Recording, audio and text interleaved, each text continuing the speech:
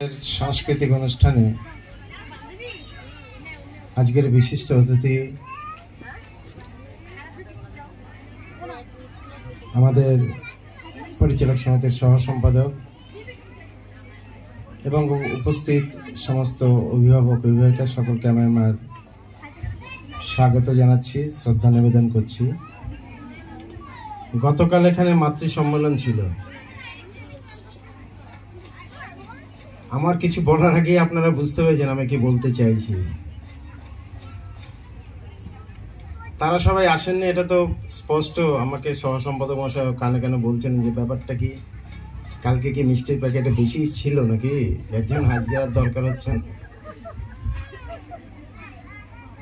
প্রশ্ন একটাই থাকে, দাদাও যিনি বললেন উৎপলদা, যে শুধু মায়েদেরই দেখতে পাচ্ছি। এটা কিন্তু খুব বড় একটা প্রশ্ন, আপনারা এটা একটু খেয়াল করবেন।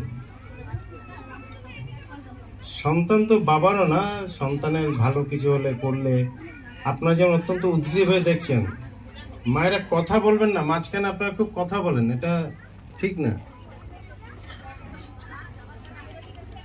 তারও তো এই উদ্গ্রীবতা বা তার একটা আকর্ষণ উৎসাহ থাকা উচিত। তারা কোথায় বলবেন কেন? তারা তো চাকরিতে আছে, দোকানে আছে, ব্যস্ত আছে, এই কাজে আছে, ওই কাজে আছে, কত কাজ। সন্তানের চেয়ে এবার কোন কাজটা বড় হয়? আজকে তাকে একটা উৎসাহ দেওয়ার দিন। আজকে তাকে যখন বাড়ি গিয়ে জিজ্ঞেস করে, বাবা আমি যে নাচটা করলাম, গানটা করলাম, তুমি তো দেখলে না, তিনি কি উত্তর দিবেন? কোন একটা ফাঁকি উত্তর দিবেন নিশ্চিত। এই ফাঁকি শব্দটা আপনারা নোট করুন। তিনি যে উত্তর দিবেন সেই উত্তরটা সত্যি না। সত্যি মানে তিনি কাজে ছিলেন সেটা সত্যি, কিন্তু মানসিক দিক থেকে সত্যি না, কারণ আমি তো সেই চেষ্টা করিনি। এটা বুঝাবেন বাড়িতে, দুজনের থাকা উচিত ছিল। রোজ তো এই অনুষ্ঠান করবে না। এইবার এই যে অনুষ্ঠান করছে, এর প্রয়োজনীয়তা কোথায় রয়েছে?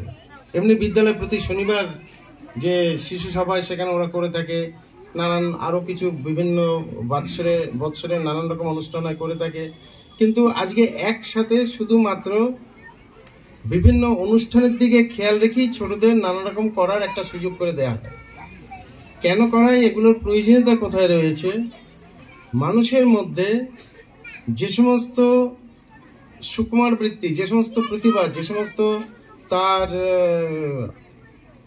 মৌলিক সামর্থ্য, যেগুলো নিয়ে সে জন্মগ্রহণ করে, আমাদের প্রত্যেকের মধ্যে নানান বিষয়ের যে ঐশ্বর্য, নানান বিষয়ের যে বিষয় আমাদের মধ্যে থাকে, অনেক কিছু আমাদের মধ্যে রয়েছে, কিন্তু এটা সবার মধ্যে সমান থাকে না। যার মধ্যে বেশি থাকে, যখন সেটা বাইরে আসে